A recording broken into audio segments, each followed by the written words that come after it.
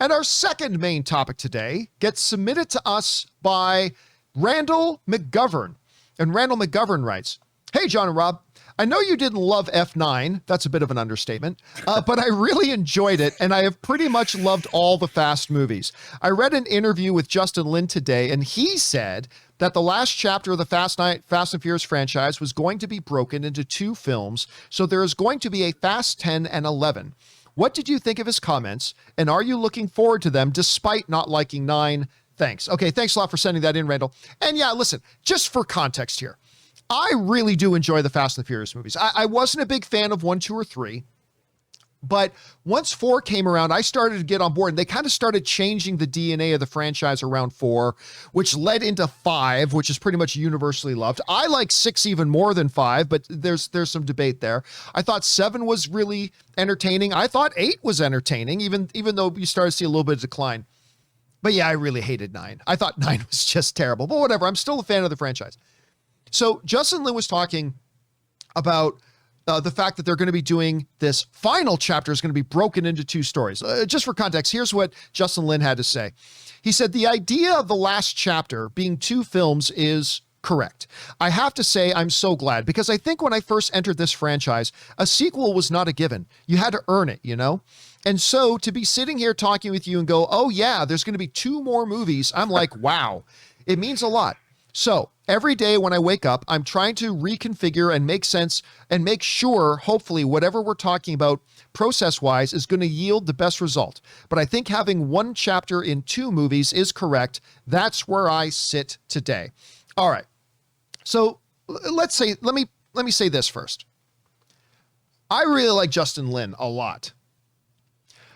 I think talking about Fast and the Furious in terms of chapters and there is ridiculous. There's no rhyme or reason to the narratives of Fast and the Furious. Once they went from a bunch of grease monkeys fixing cars and doing some straight racing to, we are the elite international secret spy organization that has government airplanes provided. We save the world. It's like, come on, there's no story here anymore. There's no story. It's just fun nonsense. And it works on that level. And I really appreciate it for what it kind of became. You know, especially, what do you call Fast 5, Rob? The Citizen Kane of the Fast and Furious? Citizen Kane of the Fast 5 franchise. There you go. And it just became this fun DNA sort of thing. And in Fast 9, they went a little bit too ridiculous.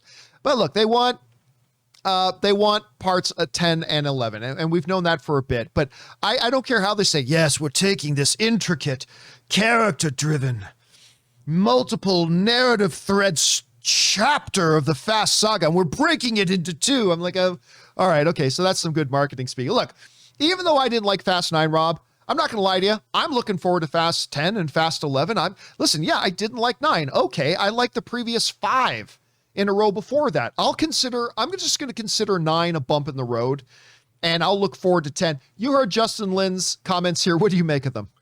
Well, I think, look, making the last 2 movies together makes sense. Yeah. I thought they should do that. It was just like I thought they should have made Dune.